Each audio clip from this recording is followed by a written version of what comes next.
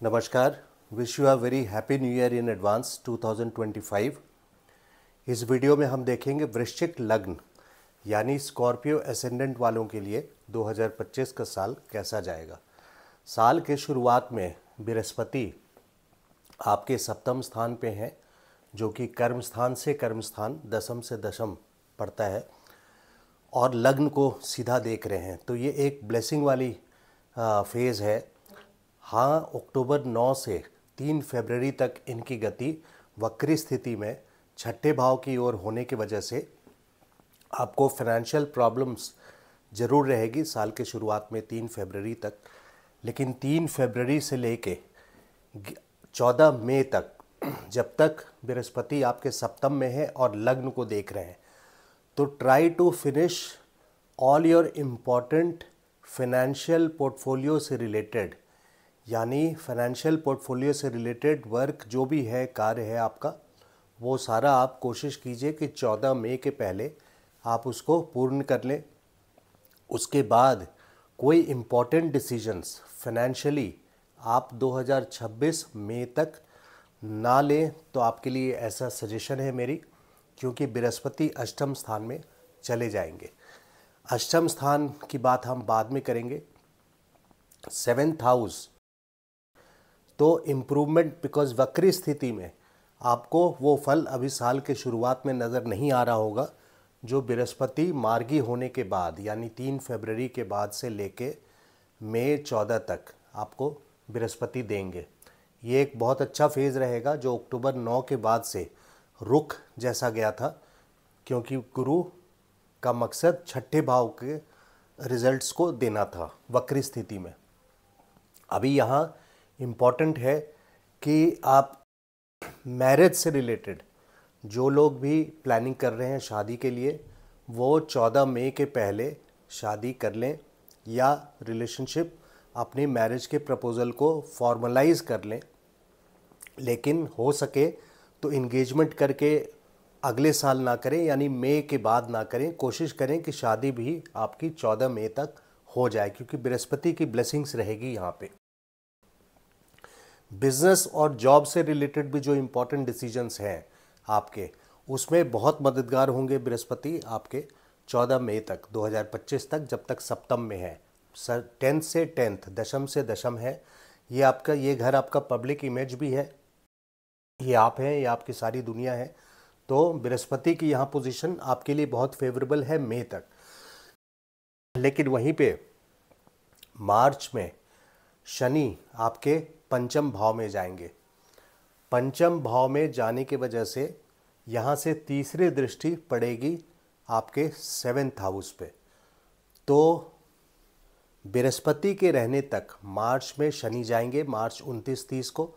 लेकिन बृहस्पति के रहने तक आप मैरिज प्रपोजल्स को कन्वर्ट कर सकते हैं, शादी अपनी कर सकते हैं, या जो लोग मैरिड हैं उनके लिए मैरिटल लाइफ में ब्लेसिंग्स होगी बृहस्पति की।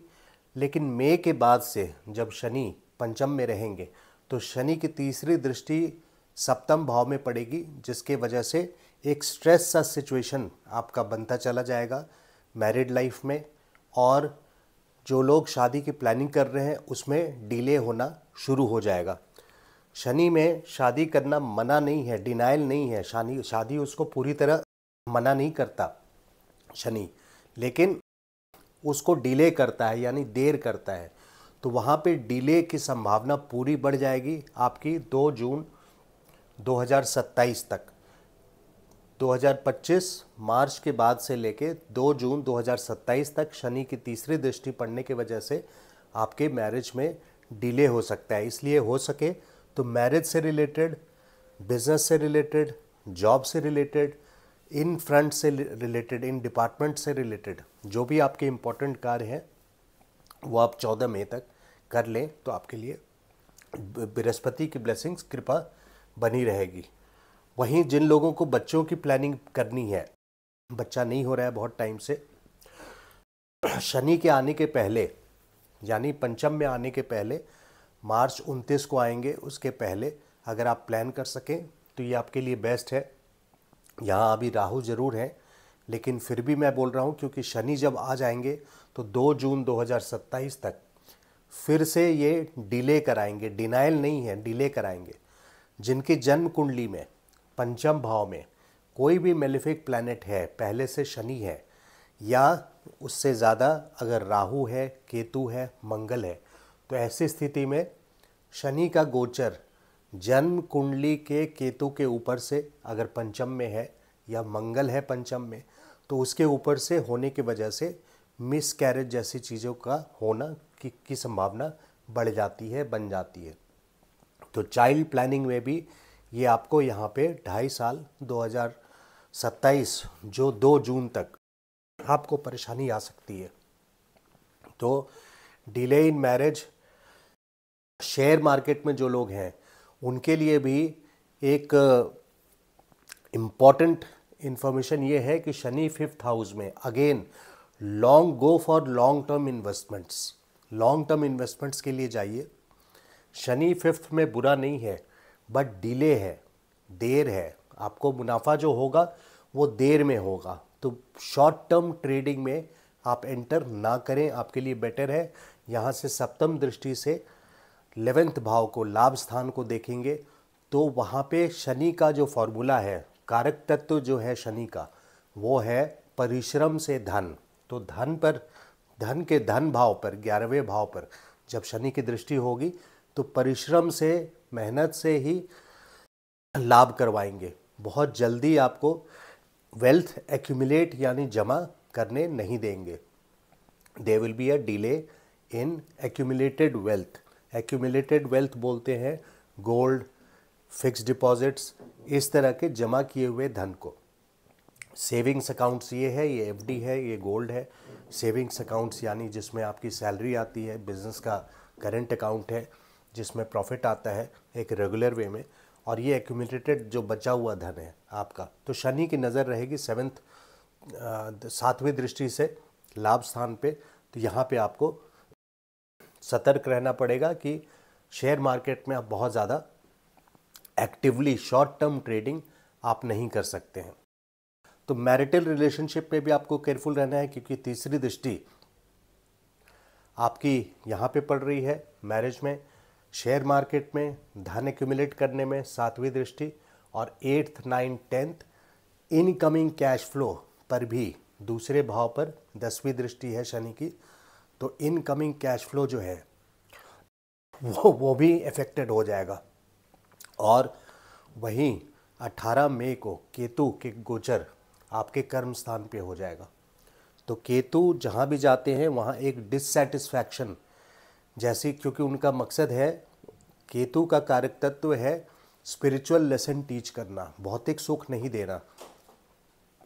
तो आपके 10th दशम स्थान पे यहाँ पे गोचर केतु का परिश्रम में, आपके प्रोफेशन में प्रॉब्लम क्रिएट कर देगा। और 18 महीने तक, 5 दिसंबर 2026 तक आपको निश्चित तौर पे काफ़ी परिश्रम करना पड़ेगा और एक डिससैटिस्फैक्शन सी बनी रहेगी, क्योंकि केतु का ट्रांजिट यहाँ रहेगा। तो जॉब में ग्रोथ वगैरह, आपको बिजनेस में एक्सपेंशन, बिल्कुल कोई इन्वेस्टमेंट आप बिजनेस के एक्सपेंशन के लिए नहीं कीजिएगा 14 मई के बाद से। 14 मई के बाद से बृहस्पति आपके आ जाएंगे अष्टम भाव में। अष्टम भाव में यहाँ पे जो कारक तत्व बनता है अष्टम भाव का, वो पीड़ा है अपने आप में, दैट इज़ पीड़ा। और कार्मिक जिम्मेदारी, रिस्पॉन्सिबिलिटी, कार्मिक जिम्मेदारी है आपकी।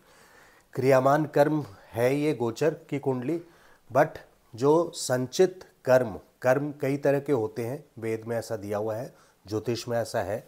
संचित कर्म है जो आपके जन्मों जन्मों का कर्म है, वो संचित है। उसमें से जो इस बर्थ में, इस जन्म में आपको भोगना है उसको प्रारब्ध बोलते हैं, और गोचर को क्रियामान कर्म बोलते हैं। तो क्रियामान कर्म में आपके बृहस्पति अष्टम स्थान पे जब जाएंगे तो वहाँ पे अष्टम स्थान मारक स्थान होता है।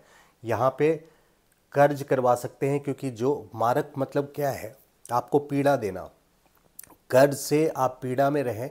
फाइनेंस मिनिस्टर हैं जुपिटर, बृहस्पति फाइनेंस मिनिस्टर का पोर्टफोलियो मिला हुआ है, यानी फाइनेंस से रिलेटेड जो भी कार्य है उसके लिए हम लोग जुपिटर को ज़रूर देखते हैं। तो जिसके वजह से जुपिटर जब 14 मई को अगले साल मई 2026 तक रहेंगे अष्टम स्थान में, तब तक आपको कोई इम्पॉर्टेंट बिजनेस में एक्सपेंशन नहीं करना है। इम्पॉर्टेंट पॉइंट ये है कि इन्वेस्टमेंट्स के रिस्क बिल्कुल नहीं लेना है। हाँ, यहाँ पे आपको बेनिफिट ज़रूर मिलता है क्योंकि ये घर पाताल लोक है, इससे पाताल लोक का धन भी है। ईजी मनी यानी sudden unexpected money, planned money नहीं, अनएक्सपेक्टेड, जैसे आपकी कोई लॉटरी लग जाए फॉर एग्जांपल, तो वो लाभ इस घर का नेगेटिव पॉइंट भी है। अगर मारक स्थान है तो उसके जगह ये भी है कि यहाँ पे आपके गुरु की दृष्टि सेकंड हाउस पे रहेगी, बृहस्पति की, शनि की भी दृष्टि रहेगी और गुरु की भी दृष्टि रहेगी। तो शनि परिश्रम करवाएगा, लेकिन बृहस्पति यहाँ से सप्तम दृष्टि से सेकंड हाउस में आपको धन का आना बना करके रखेंगे। और ये भी संभव है कि कुछ सडन गेंस के लिए हम पंचम भाव को और अष्टम भाव को देखते हैं। तो सडन गेंस, सडनली कुछ पैसा मिल जाना, वो दर्शाता है। यहाँ पे उन लोगों के लिए खास करके लाभदायी है जो ऑल्टरनेटिव मेडिसिन में है, जैसे होम्योपैथी में है, प्राणिक हीलिंग में है, रिकी में है या योगा वगैरह में है। तो यहाँ पे उन प्रैक्टिशनर्स के लिए ये बहुत अच्छा स्थान है।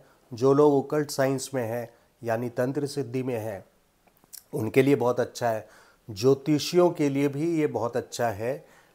इंट्यूटिव ज्योतिष के लिए, जहाँ पे इंट्यूशन और ज्योतिष का संबंध जुड़ जाता है, वहाँ पे 8th हाउस क्योंकि ओकल्ट साइंस के लिए माना जाता है, जिसके वजह से आपको इस साल कोई भी एकेडमिक, देखिए शनि धर्म त्रिकोण में है, 159 धर्म त्रिकोण होता है। मार्च के बाद शनि आपके पंचम भाव में चले जाएंगे 159 धर्म त्रिकोण में, और बृहस्पति भी आपके इस अध्यात्म के घर में आएंगे। तो कोई एकेडमिक एक्टिविटी आप अगर रखेंगे, रिसर्च जैसा सब्जेक्ट, जो भी आपकी नॉट एग्जैक्टली हॉबी बट जिसमें आप फाइनर मीनिंग लाइफ की ढूंढते हैं, अगर ऐसे सब्जेक्ट्स पे आप रिसर्च करेंगे तो आपके लिए इस समय बहुत अच्छी नॉलेज आपको मिल सकती है। बट हाँ, फाइनेंशियली आपको 100% केयरफुल रहना पड़ेगा जब तक बृहस्पति आपके अष्टम स्थान पे हैं। अब देखिए मनी, यहाँ पे बृहस्पति की 9वीं दृष्टि बन रही है 4th हाउस पे। तो सडन गेंस के अलावा, सडन गेंस जो इजी मनी की मैंने बात की, 2025 मई 14 के बाद से लेके 2026 के 2 जून 2026 तक, पूरा मई आप प्रैक्टिकली मान लीजिए, वहाँ तक सडन गेंस इजी मनी के अलावा इनहेरिटेंस में, जैसे आपको अगर किसी से अपने पिता से विल लिखवाना है तो उसके लिए ये बेस्ट टाइम है। आपके फेवर में वो विल होगा। कोई भाइयों का डिस्प्यूट चल रहा है जहाँ इनहेरिटेंस की बात चल रही है, तो उसको सॉल्व करने में, कोर्ट केसेस चल रहे हैं आपके, अगर आप 3-4 भाई हैं या बहन भी हैं और कोई कोर्ट केसेस चल रहा है इनहेरिटेंस के मामले में, तो उसको सॉल्व करने में बृहस्पति का यहाँ बहुत अच्छा रोल रहेगा, क्योंकि 9वीं दृष्टि से फिक्स प्रॉपर्टी के घर को बृहस्पति देखेंगे। अभी शनि का जो गोचर था 2023 जनवरी से 2025 मार्च तक, इसमें वहाँ पे वाद विवाद हुआ होगा, घर में कोई ना कोई परेशानी, इसके अलावा एक तो फिक्स प्रॉपर्टी में आपको परेशानी आई होगी, उसके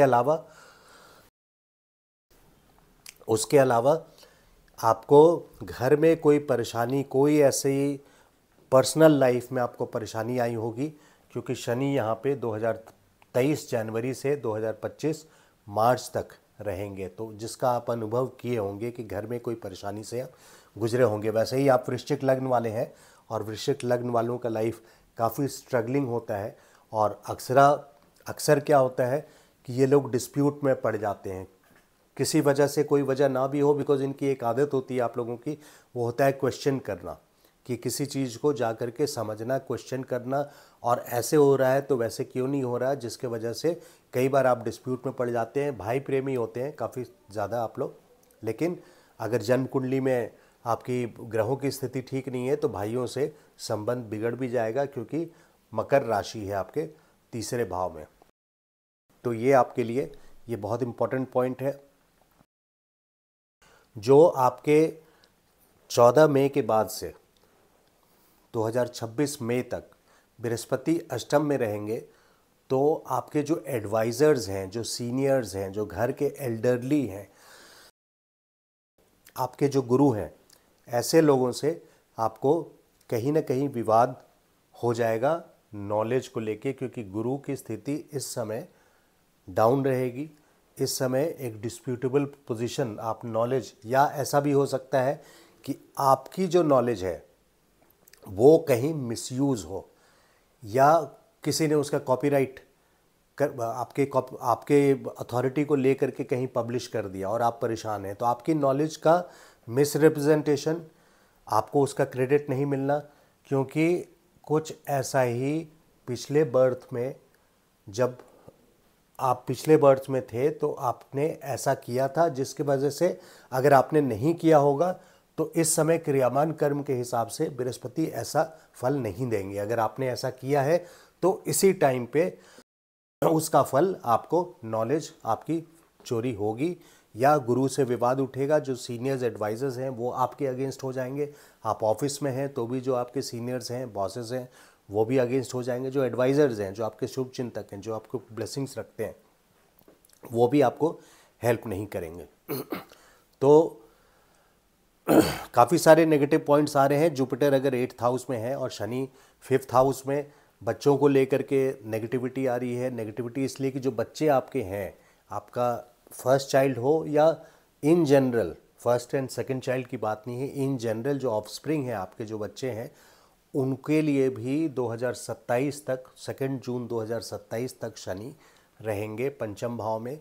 तो उनके लिए लाइफ स्ट्रगलिंग हो जाएगी, क्योंकि ये माना जा सकता है कि शनि की दृष्टि पड़ चुकी है पंचम भाव पे। साक्षात शनि चले गए हैं पंचम भाव पे, जिसके वजह से आपको उनसे परेशानी आएगी और उनको आपसे परेशानी आएगी, और उनके अपने लाइफ में भी परेशानी रहेगी। तो ऑल्टरनेटिव मेडिसिन प्रैक्टिस करने वाले के लिए अष्टम स्थान का बृहस्पति बहुत अच्छा है। जो लोग मिस्टिक हैं, तंत्र में हैं, ओकल्ट साइंस में, हीलिंग में हैं, सिद्धि में हैं, रीकी में है, प्राणायिक हीलिंग है, प्राणिक हीलिंग में है, इस तरह के लाइंस में है, उनके लिए ये साल अच्छा रहेगा मई 2025 से लेके 26 मई तक। और जो आपके ससुराल पक्ष है, क्योंकि आपका जाया स्थान यानी स्पाउस का घर है सप्तम, उनका सेकंड, मतलब आपके लिए ससुराल का घर हो गया, उनका कुटुंब हो गया सेकंड हाउस, ये आपके लिए 8th हाउस। तो ससुराल पक्ष के लिए अष्टम जुपिटर ससुराल पक्ष के लिए बहुत अच्छा रहेगा। ये चीज़ याद रखिए, क्योंकि बृहस्पति आपके अष्टम स्थान पे रहेंगे। अब हम आ जाते हैं राहु पे।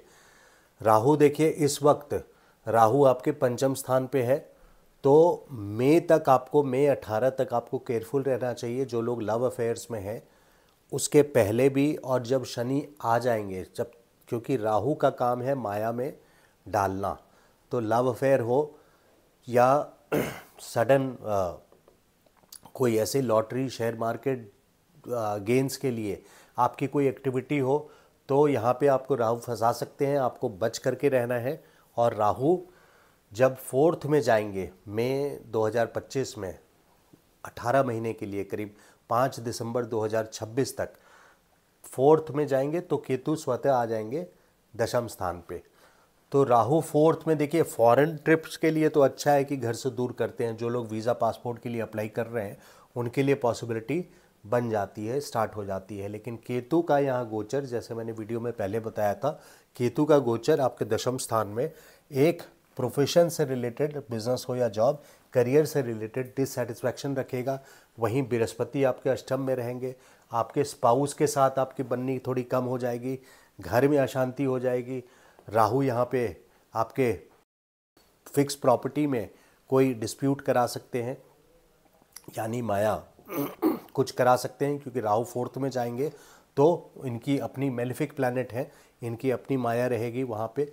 तो ये सारी प्रॉब्लम्स मैं देख रहा हूँ। लेकिन 2026 मई के बाद से 3 साल का फेज़, नवम स्थान, भाग्यस्थान, कर्म स्थान और लाभ स्थान, 2026 मई के बाद से लेकर के 2029 मई तक बृहस्पति का बहुत अच्छा रोल रहेगा, और आपके लिए ये सक्सेसफुल साल रहेगा। तो इस साल ओवरऑल स्पीकिंग, अब उसके पहले मैं एक दो पॉइंट और बता देता हूं आपको कि 13 जून से लेकर के 14 अगस्त तक 2 महीना का फेज़ है 2025 में। 13 जून से 14 अगस्त तक जब बृहस्पति अष्टम में तो रहेंगे ही, उसके साथ साथ आर्द्रा नक्षत्र में रहेंगे। आर्द्रा के देव हैं रुद्र और स्वामी है राहु। ना गुरु की राहु से बनती नहीं, राहु की गुरु से बनती नहीं, गुरु चंडाल जैसा आप मान सकते हैं कुछ कुछ 50%। तो यहाँ पे आर्द्रा नक्षत्र का के देव हैं रुद्र यानी आंधी तूफान। तो 13 जून से 14 अगस्त तक आपको केयरफुल रहना है।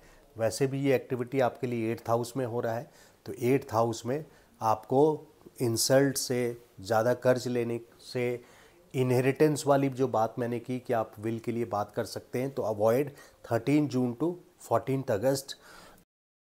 All important, not only your financial portfolio but overall भी आप अवॉइड करेंगे तो आपके लिए बेटर रहेगा। यहाँ एक ईयरली फिनोमिना है 2025 में जो आप न्यूज़ पे सुनेंगे, काफ़ी वीडियोस में भी आप देख रहे होंगे और चर्चा में ये बात चल रही है, जो कि बात वाजिब है क्योंकि ये एक इम्पॉर्टेंट युति है। युति ये है कि छः ग्रह मीन राशि में जुड़ रहे हैं, उनकी युति हो रही है। राहु है, शनि है, शुक्र है, बुध है और चंद्रमा है। तो 6 ग्रह मिल रहे हैं यहाँ पे और इन छहों की दृष्टि केतु पे रहेगी, राहु छोड़ के सबकी दृष्टि केतु पे रहेगी। और मंगल मार्च में रहेंगे, ये 29-30 मार्च को हो रहा है, और मंगल रहेंगे आपके मिथुन राशि में जो कि अष्टम स्थान है, आपके लग्नेश हैं यहाँ पे। उस समय ये सिचुएशन ठीक नहीं है आपके लिए। और इनकी भी चौथी दृष्टि 1, 2, 3, 4 केतु पे रहेगी और बृहस्पति की 5वीं दृष्टि 1, 2, 3, 4, 5 केतु पे रहेगी। यानी सारे के सारे ग्रह केतु को देख रहे हैं, जिसके वजह से कोई पीड़ादायी सिचुएशन बन सकती है। ये इंडिविजुअल होरोस्कोप की बात है कि सिचुएशन पीड़ादायी आपके लिए हो सकती है। और ये फेज़ जो पीरियड है पीड़ादायी सिचुएशन का, वो है 1 मार्च से लेकर के लास्ट अप्रैल तक, एक महीना पहले 29-30 मार्च को टेक्निकली है, तो आप 30 दिन पहले और 30 दिन बाद तक केयरफुल रहने की हिदायत आपको दी जा रही है, सो दैट आप इस समय केयरफुल रहें तो आपके लिए बेटर है। ये 5th हाउस है और ये धन स्थान पे ये हो रहा है, और इसके बाद केतु आपके 10th हाउस में जाएंगे, कर्म क्षेत्र पे जाएंगे, तो वहाँ पे फिर आपको संभलने का मौका नहीं लगेगा। इसलिए बेटर ये है कि आप मार्च और अप्रैल में भी इंपॉर्टेंट डिसीजंस ना लें, मार्च अप्रैल में इंपॉर्टेंट डिसीजंस ना लें।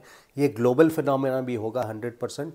ग्लोबल फिनोमेना देखिए, सैटर्न राहु 14 अप्रैल को कंजंक्ट हो रहे हैं, शनि और राहु। तो शनि राहु जब एक साथ कंजंक्ट होते हैं यानी युति होती है, तो पिशाच बाधा ऐसा योग माना जाता है ज्योतिष में, जो कि ईविल कारक है। वहीं पे सैटर्न सन भी वहाँ कंजंक्ट हो रहे हैं। सैटर्न सन राहु, जैसा मैंने बताया 6 ग्रह कंजंक्ट हो रहे हैं, तो सैटर्न एंड सन ईस्ट और वेस्ट है ना, पिता पुत्र दोनों में वैर है, वहाँ पिशाच बाधा भी है सैटर्न राहु होने की वजह से। तो पूरी गवर्नमेंट, पूरी सरकार ग्लोबली हो सकता है किसी ऐसे मेलेफिक इवेंट को, जैसे वर्ल्ड वॉर, मैं ये नहीं बोल रहा कि वर्ल्ड वॉर स्टार्ट हो जाएगा, मैं सिर्फ ये बोल रहा हूँ कि जो अभी वॉर ऑलरेडी चल रहे हैं, which could be starting, because world war suddenly एक दिन नहीं स्टार्ट होता। अगर आप वर्ल्ड वॉर 2 की भी हिस्ट्री देखें तो धीरे धीरे स्टार्ट हुआ था। उसी तरह से इसकी एक्सपेंशन होने की संभावना है, and the trigger point could be starting from 29 मार्च। ऐसा नहीं है कि 29 मार्च को ही होगा, बट ओवर द मंथ्स इसका असर आना शुरू हो जाएगा। या ये हो सकता है कि एम्पॉक्स जैसी कोई बड़ी बीमारी फिर से फैलनी शुरू हो जाए, वाइड स्प्रेड हो जाए, जिसके कारण सतर्कता। बट इंडिविजुअल होरोस्कोप में आप देखें तो ये तो ग्लोबल फिनोमिना है, मंडेन एस्ट्रोलॉजी में आता है। अगर इंडिविजुअल आप देखें तो ये है कि आपके लिए उस समय सतर्क रहना financially, health wise, overall important हो जाता है। तो इसको मैंने ग्रह की विश्व युति बोला था, जो बोर्ड मीटिंग हो रही है, क्योंकि 6 ग्रह एक इकट्ठे हो रहे हैं मीन राशि में, तो यहाँ पे ग्रहों की युति बोर्ड मीटिंग बैठ रही है, जैसे पंचायत बैठती है, तो वहाँ कोई इंपॉर्टेंट डिसीजन होता है। इसलिए मार्च और अप्रैल में आपको पूरी तरह से केयरफुल रहना है। तो 2025 में मई तक आपके लिए बहुत सपोर्टिव है, खास करके वक्री स्थिति में जब बृहस्पति समाप्त हो जाएंगे और मार्गी स्टेट पे आ जाएंगे 3 फरवरी के बाद से, 3 फरवरी से मई 14 तक। तो ये हिस्सा of the year will be wonderful for you, good for you. Wonderful तो नहीं बोलूँगा बट गुड बोलूँगा। ओवरऑल आपको सपोर्ट जुपिटर का पिलर आपको मिलता रहेगा, यानी स्तंभ की तरह जुपिटर आपके लिए खड़ा रहेगा। और उसके बाद 14 मई से लेकर के अगले साल तक आपको ज़रा सा संभल के रहना है, खास करके फिनेंशियली, प्रोफेशनली, अपने एडवाइजर से give due respects to seniors. तो ये था ओवरऑल एनालिसिस वृश्चिक लग्न यानी स्कॉर्पियो एसेंडेंट वालों के लिए। आई होप मेरा ये वीडियो अच्छा लगा। Kindly subscribe to my channel and एक please like my video and like button जरूर प्रेस कीजिए। Thank you so much. नमस्कार।